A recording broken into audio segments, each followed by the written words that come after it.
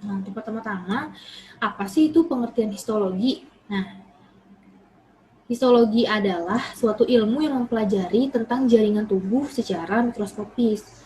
Lalu, jaringan itu artinya apa? Sedangkan jaringan adalah sekelompok sel yang struktur dan fungsinya sama. Terus, histopatologi itu apa?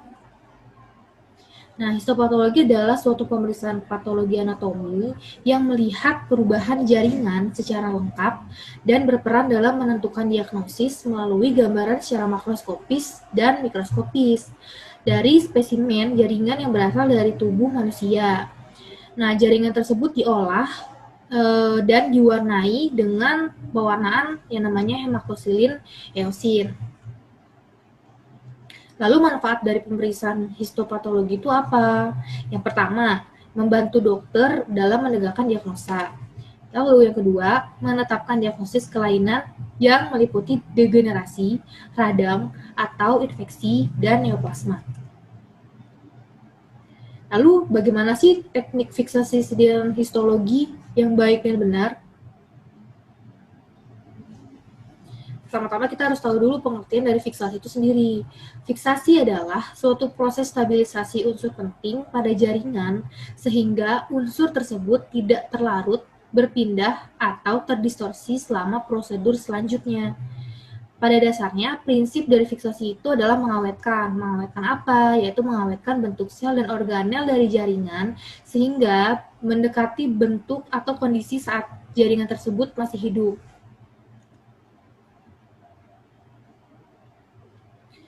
Lalu tujuan dari fiksasi pada jaringan itu apa sih? Nah, yang pertama, mencegah terjadinya autolisis dan pengaruh dari bakteri. Yang kedua, mempertahankan bentuk serta isi jaringan mendekati keadaan sebelum difiksasi atau saat dia masih hidup. Lalu yang ketiga, memungkinkan proses pengolahan jaringan tersebut yang selanjutnya itu akan berjalan dengan baik. Yang keempat, mempertahankan komponen jaringan atau sel tersebut.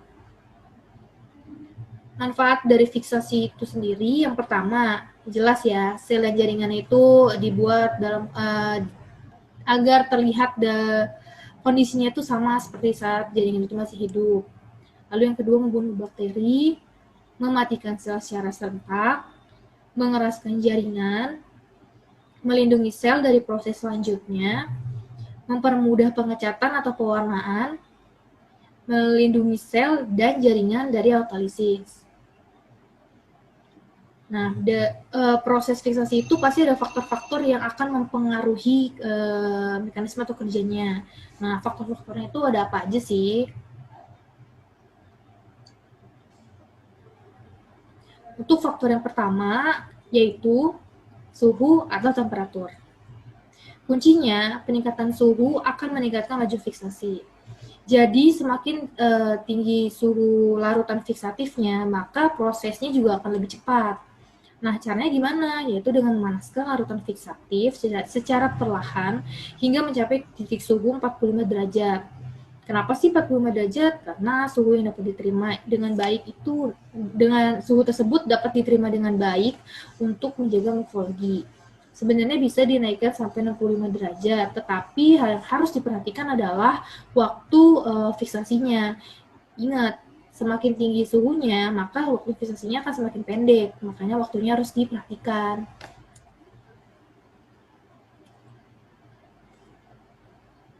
Lalu faktor yang kedua ada tingkat keasaman atau pH. Umumnya pH yang dipakai untuk pada larutan fiksatif itu berkisar 6,8 sampai 7,2. Kalau misalkan nilainya itu di luar rentang nilai tersebut, maka secara garis besar dapat menyebabkan perubahan pada struktur jaringan. Ya, contohnya menjadi rusak akibat presipitasi sel. Perubahan pH akan mempengaruhi jumlah ion sehingga akan terjadi peningkatan atau penurunan laju reaksi yang memberikan efek pada pengamatan mikroskop nanti. Faktor yang ketiga yaitu faktor penetrasi larutan fiksatif ya. Yang harus diperhatikan itu pertama ada jenis fiksasinya. Yang umum biasa digunakan di laboratorium itu yaitu larutan fiksatifnya formalin dengan konsentrasi 10%. Lalu ketebalan jaringan tidak boleh terlalu tebal, tidak boleh terlalu tipis. Jadi ada kisarannya antara 3 sampai 5 mm. Nah, ada juga faktor-faktor yang dapat memperlambat fiksasi, yaitu apabila jaringan tersebut dilapisi lendir ataupun darah, makanya fiksasinya akan lebih lambat. Lalu faktor yang keempat ada interval waktu. Pada dasarnya jaringan itu akan lebih baik langsung dilakukan fiksasi setelah dia dikeluarkan atau dipisahkan dari tubuh. Tidak boleh lebih dari 30 menit, harus kurang dari 30 menit. Karena kalau misalkan nanti semakin lama jaring itu menunggu untuk difiksasi, maka semakin besar kemungkinan jaringan tersebut akan kehilangan organel sel dan penurutan nukleus yang mengakibatkan akan terbentuknya artefak-artefak yang tidak seharusnya. 8-12 jam adalah waktu optimal untuk fiksasi, bisa juga sampai 24 jam. Nah, bila jaringan tersebut belum mendapat fiksasi, itu jaringannya bisa direndam dulu dalam larutan garam fisiologis atau NaCl. Untuk faktor yang kelima, yaitu faktor volume dari pengawet tersebut atau dari larutan fiksatif. Volumenya itu harus 1:10 atau 10 kali volume dari spesimen. Jadi jika jaringannya 1, berarti larutan fiksatifnya 10 kali. Intinya jaringan tersebut harus terendam, nggak boleh ngambang atau masih ada bagian jaringan yang tidak tertutup atau tidak terendam oleh larutan fiksatif. Di sini ada contohnya. Untuk yang tutup kuning ini volumenya tidak sesuai karena terlihat jaringan tersebut terlihat penuh di potnya, jadi tidak terendam secara utuh gitu.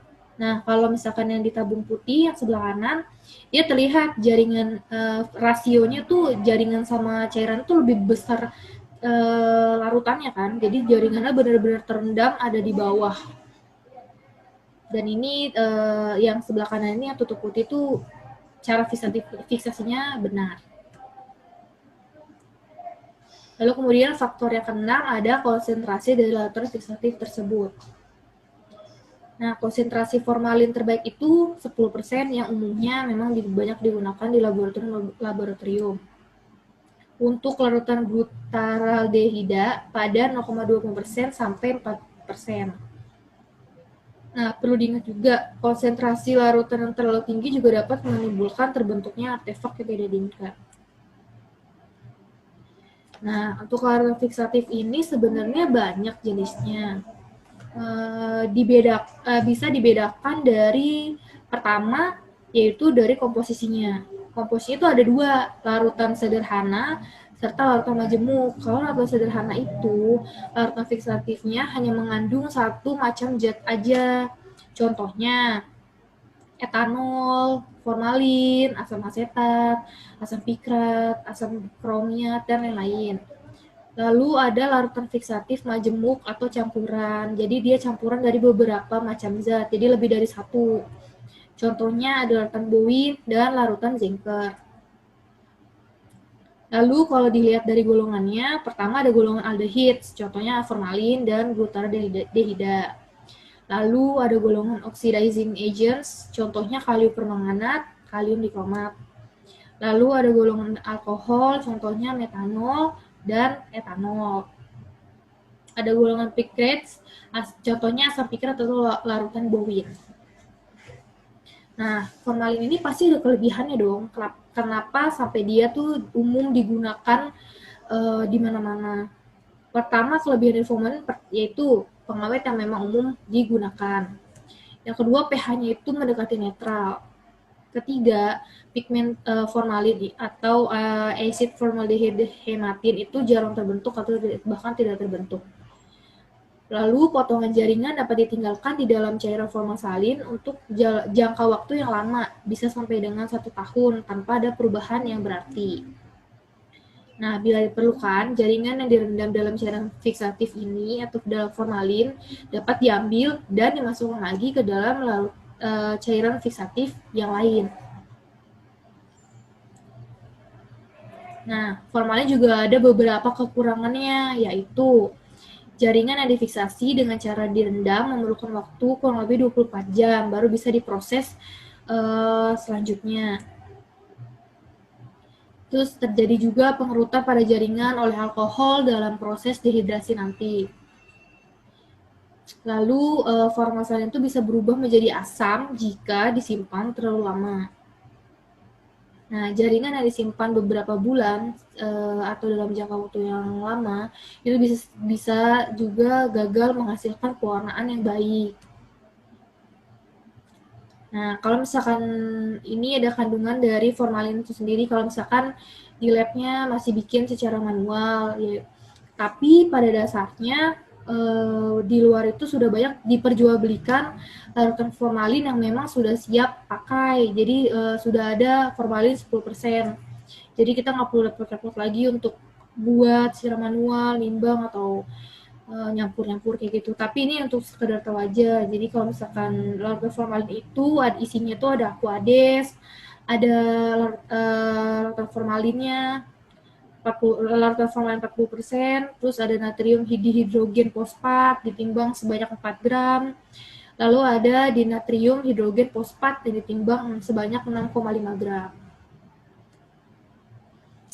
Nah, kalau kita tuh tahu dari mana sih kalau misalkan fiksasi kita tuh benar gitu loh. Nah, fiksasi kita itu dikatakan benar apabila satu, larutan yang kita pakai itu sudah sesuai. Contohnya yang kita pakai larutan formalin. Yang kedua, rasio volumenya itu sudah sesuai, yaitu 10 kali dari volume spesimen, atau benar-benar jaringannya itu benar-benar terendam dengan sempurna. Lalu, kalau misalkan kita dapat jaringan yang besar, itu dibuat sayatan sejajar dengan jarak 1 cm. Lalu, jaringan akan siap diproses itu apabila ciri-cirinya pertama, konsentrasinya keras, serta warna jaringan itu berubah jadi putih atau coklat. Itu ciri-ciri tersebut bisa dikatakan bahwa jaringan tersebut sudah terfiksasi dengan sempurna atau rata. Nah, kita nih sebagai ATLM ya, pun saya yang kerja di laboratorium patologi klinik kan memang belum ada laboratorium patologi anatomi. Nah, kiatnya tuh apa sih kalau misalnya kita tuh tiba-tiba menerima sampel dari kamar bedah, sampel jaringan apa contohnya kayak gitu. Terus yang apa nih yang harus kita lakukan? Pertama, kita harus nyiapin dulu wadahnya. Wadahnya itu nggak harus steril, tapi bersih dan tidak bocor, tidak mudah pecah, terus tutupnya rapat. Nah, wadahnya itu kita isi pakai formalin. Nah, kita isi pakai larutan fiksatifnya. Ingat, volumenya itu harus 10 kali dari besaran jaringan. Kemudian, jaringan tersebut yang kita terima dari ruang bedah itu langsung dimasukin ke wadah yang sudah berisi formalin tersebut. Pokoknya tidak boleh lebih dari 30 menit jaringan itu sudah harus langsung masuk ke larutan fiksatif. Nah, seperti tadi yang saya jelaskan, kalau misalkan kita dapat jaringan yang ukurannya benar-benar besar, kita bisa melakukan yang namanya mastektomi, yaitu irisan sejajar dengan jarak 1 cm tanpa merusak konstruksi bentuk. Fungsinya itu supaya larutan fiksatif ini benar-benar bisa masuk ke jaringan itu dari berbagai sisi. Lalu tempat wadahnya itu yang sudah berisi jaringan, kita beri label identitas pasien, yaitu nama, tanggal lahir, serta nomor rekan medis. Dan kita juga harus melampirkan formulir permintaan pemeriksaan itu dengan data-data yang memang lengkap. Contoh data pasiennya kita lengkap, lalu ada data diagnosa, ada keterangan klinis, apakah pasien ini dulu pernah melakukan pemeriksaan anatomi atau tidak, lalu riwayat penyakit, serta kita harus mencantumkan jam dimulainya proses fiksasi. Lalu larutan fiksatif apa yang kita gunakan itu harus tertera. Lalu kita langsung bisa kirim sampel tersebut ke laboratorium patologi anatomi rujukan rekanan. Nah, aku punya contohnya nih, ada 3. Yang atas itu, yang 2 pot kecil itu ada jaringannya, terus juga ada larutan fixatifnya, terendam. Jaringan itu benar-benar terendam, lalu kita beri label di pot tersebut. Nah, untuk yang bawah ini ini mastektomi, jadi jaringannya diiris secara sejajar dengan jarak 1 cm. Nah, yang sebelah kanan terlihat kan kalau jaringan ini ukurannya besar, diiris sejajar 1 cm, lalu diawetkan dengan rasio volumenya jaringannya terendam.